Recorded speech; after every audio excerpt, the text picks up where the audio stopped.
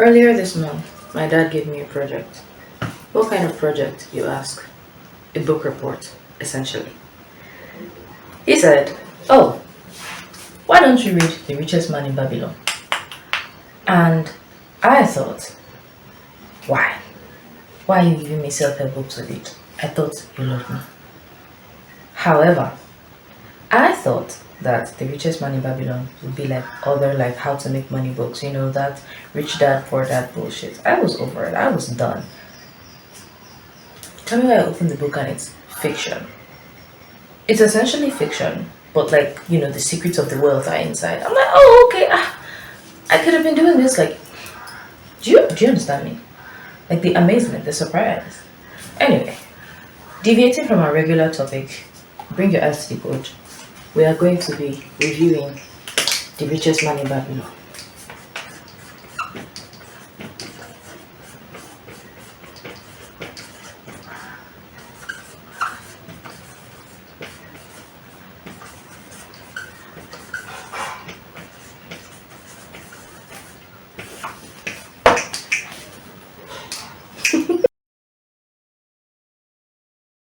Typically, I will be wearing my glasses. However, because I need a lot of artificial light and it will be bouncing off my glasses, I can't wear them.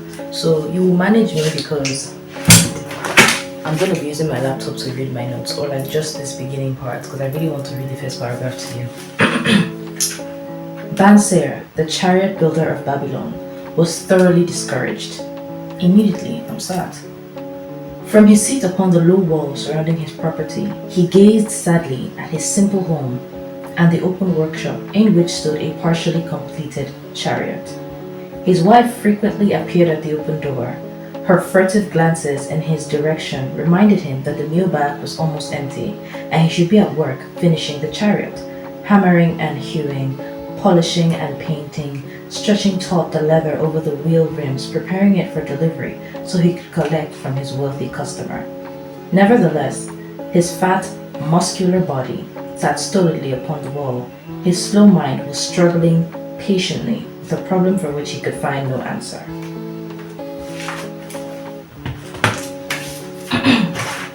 So, the first chapter introduces the first character of the book. His name is Banser, and he makes chariots. Banser is married and he has a wife and children. We never see the children in the book, but we hear of his wife only in this very first paragraph. Or like other times when he alludes to wanting to make money to buy her fine dresses. Now he's sitting here sadly marinating. When he has work to complete, he's just procrastinating, which is so real. Anyway, his friend Kobe comes by and asks to borrow 2 shekels, essentially 2k. And Banser answers like a Nigerian and he says, "Oh, if I had 2 shekels, that would be my entire fortune." Real. And Kobe is like, "What do you mean you don't have money? Oh yeah, finish the chariot you're working on now." And Banser explains to him that last night he had a dream where he was very wealthy, only to wake up and not be wealthy. So obviously he's falling into depression. And he goes on a rant about how, oh, they've been friends for so long, like him and Kobe have been friends for so long, they've been working so hard since they were young.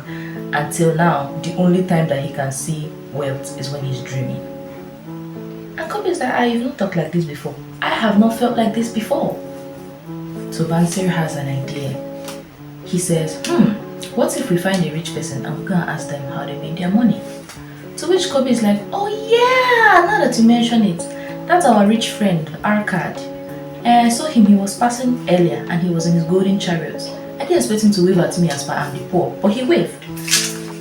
So let us go and ask him how he got wealthy."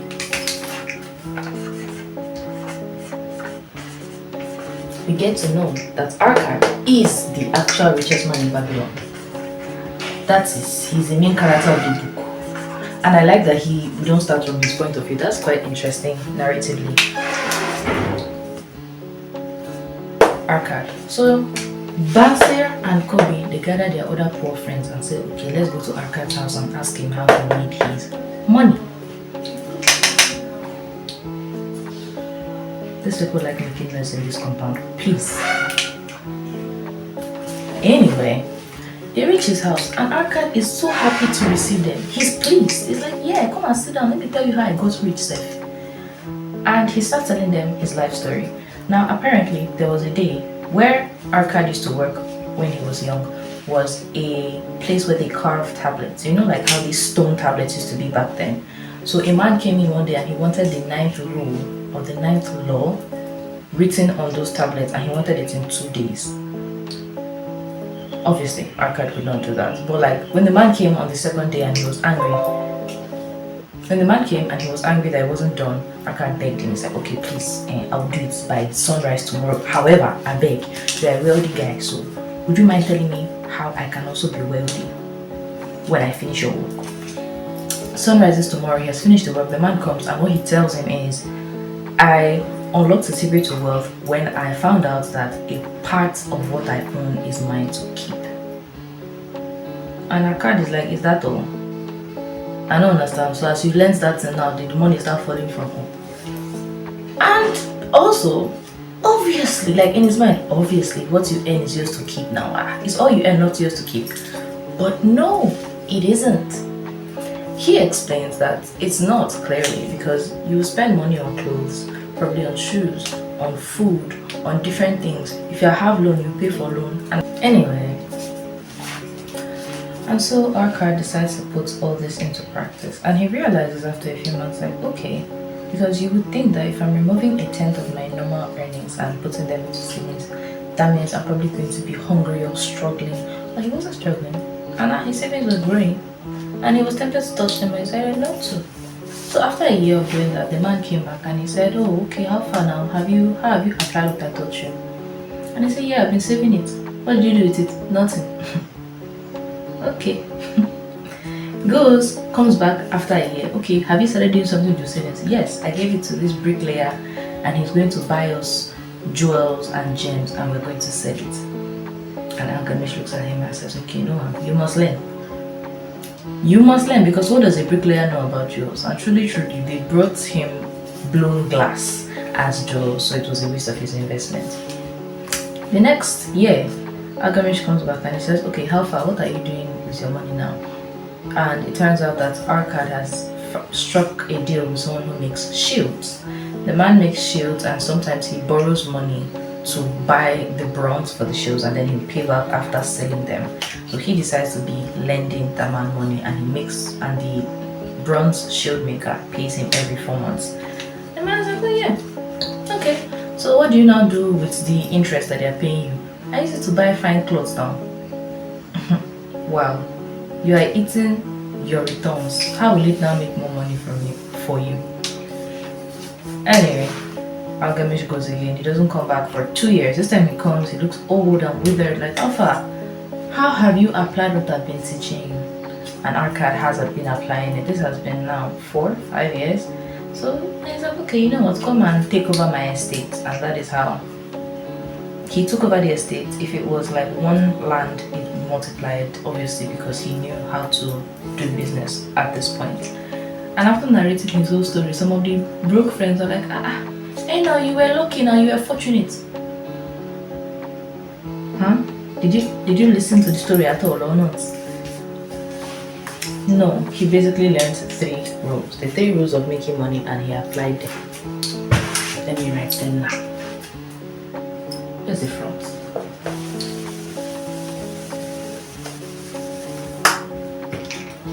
Number 1.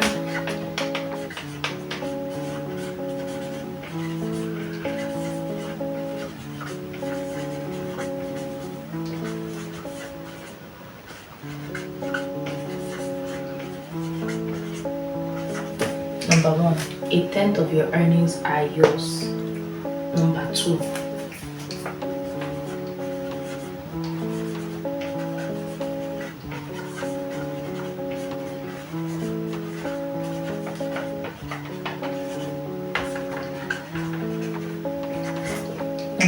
what should you take advice from? It is not somebody that sells Gary that will tell you that they have a new crypto investment and you too, you will go and put your crypto, you will put your money inside. And number 3,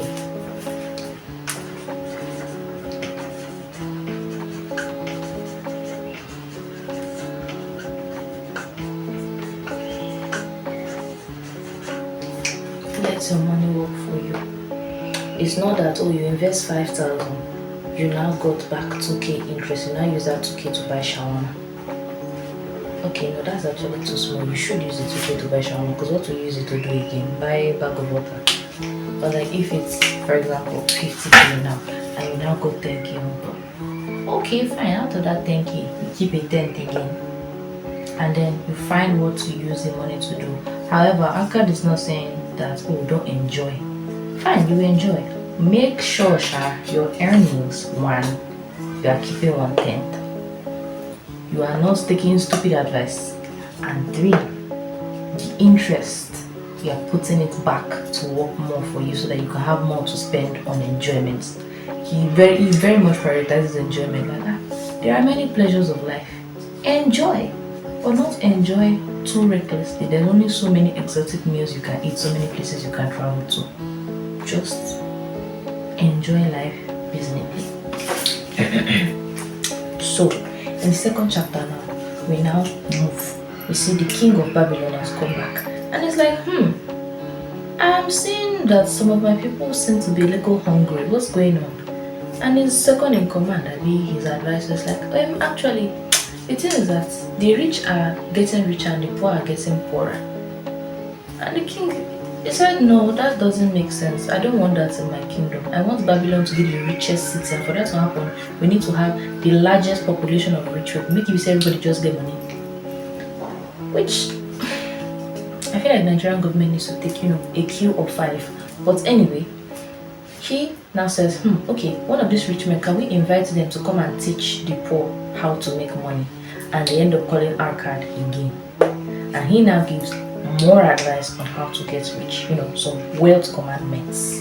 There are 7 commandments of wealth, or however he said it in the book. Number 1, start thy purse for fattening. Essentially, you should have a purse in the first place. You should have a source of income that can put money inside your purse. Find work, find a business. Number 2, control your expenditure. It's not that you pay your first salary and then you go to club and do ugly. Number 3, make thy good multiply. Okay, you have one source of income, find another one. And then that money you're earning, find a way to make the money work for you. That is where the investment, maybe borrowing people money for them to pay you back, comes into play. 4, guide their treasures from loss. They'll give you money now, or money will enter your hand, you will fear, you will open sports bets. 5, make of thy dwelling a profitable investment. This one, I don't know that is really applicable for people that are just starting out, but it's something to keep in mind. It's essentially own thy own home. As per, you cannot be making money and then your money is just going to rent every year. If and when possible, find a way to have your own home. 6, ensure a future income. When you are old and you can no longer work, where your money come from? Nigerian parents like to keep their children as their future income. As for, when I am old, my son will take care of me. Mind you, you treated your son as if you hated him all the time he was growing up, so you want him to take care of you when he's old. It might not happen and they might leave you in a nursing home. But the point is, have something doing in case you're in a nursing home. 7, increase their ability to earn. Upskill, take courses, learn, advance. You know how to do this thing, but you should be able to go from, okay, I know how to do this, I've been doing this thing for 5 years, and then maybe get to a managerial or a director role. Upskill, be going up, don't be staying in that place. The more you know, the more you can earn. Thank you. Now, in the first chapter, ACAD's son is briefly mentioned. When Banser and Kobe are thinking of going to meet him, they think about the fact that ACAD's son went on to become the richest man in Nineveh. Mind you, is that not where Jesus was born? Yes, it is. Abi? I mean, Bethlehem. It's one of the two. So, they're like, if this his son even went and became the richest man in another city, then he clearly knows what he's talking about. So in the next chapter, we get to see that in Babylon there's a custom that obviously if your father is rich, your son was just going to, you as a son, you're just going to inherit. But ACAD did not like that custom. So he now said, Madu, ACAD. His son's name is Nomaser. I think that's how to be pronounced. So, Arcad gave Nomasir two things, two bags of gold, and then a tablet with the 5 laws of gold. And obviously, as any young man, his priority was the gold. He reached, he went to Nineveh and was like, yeah, I heard that things are bubbling in this place.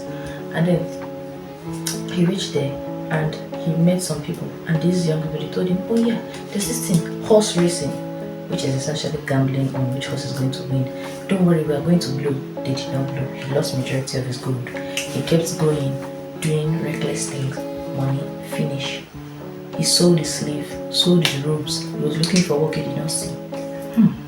Before you know it, he turned to armed robbery. He became a slave when they caught him. He suffered. Mind you, he came back 10 years later. Like, it took him 10 years to now, like, have sense, start making money, and such and such and such. So when he comes back, he's narrating this whole story as he has come back after 10 years to his father, Arcad. They've thrown a feast for him, and he comes to give an account of everything that he did that time. He brings out, I think, 3 bags of gold. As far, you gave me 2, and I came back with 3. And he brings the tablets as well. So let me now tell you what the five laws of gold are. So the 5 commandments of gold, I've paraphrased them, partly because my body is small and partly because, I'm lazy. So number 1, gold comes freely to a man who keeps a tenth of his earnings for the future. We've explained this already. Like, there are up to, I think, 10 different short stories in the book, all set in or around Babylon with different characters, but each of them just tries to rehash the points we've already made. So I'm not going to cover the whole book. I really recommend you read it yourself.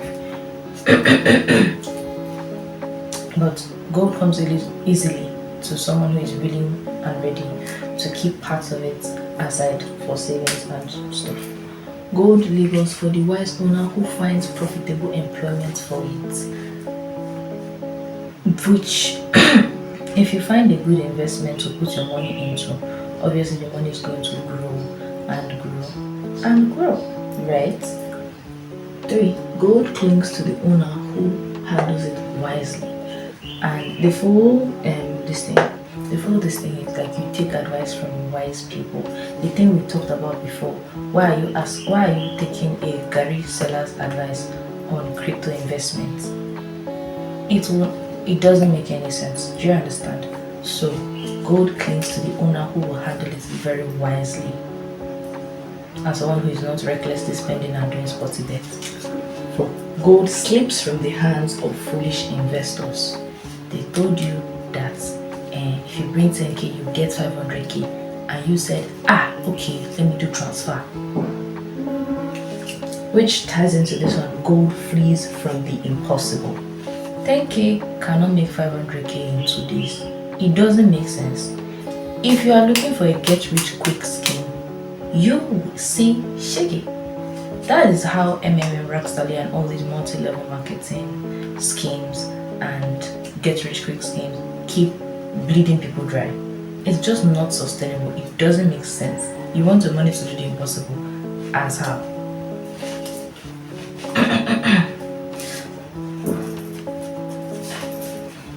The book continues. There are more stories that I'll just keep rehashing the points here and the other points that I mentioned earlier that I've cleaned off. The 7 rules of keeping money and the commandments of gold. Now, the one that really sticks out to me is the one that is not really a chapter itself, but like a letter. What's it called? What are these people that dig up things? Archaeologists. They went to Babylon and they dug out some things, to investigate, and then they saw the clay tablets that have the rules of gold. I don't think it's this one. I think it's the other 7 rules. And the person that found it sends it as a letter, sends it with a letter like, oh, this is what we found in Babylon. How odd. And the person replies some months later and is like, this thing has even helped in my finances in the present day being, I think, in the 19 somethings. So it's basically saying that yes, these rules were for like Babylon of how many thousand years ago, 100 years ago. However, they can still be applied to the present day. You still can't save a tenth of your earnings. You can still invest. You can still save. you can still do all the things that they are saying. I mean, buying a house is more difficult now for everything else, you know. So it just goes to show that everything in the book is still applicable now. I really recommend reading it. It took me a while because it's written in olden time. All this thou, thy shall, kiniko. I don't, but it was impactful. We've come to the end of my book reports. I don't have anything to say again. I don't know if I'll do more. I actually enjoyed doing this video, and I think I might do more book reviews. And I like the writing on the board. It's fun, so you might see more of this. Okay, bye.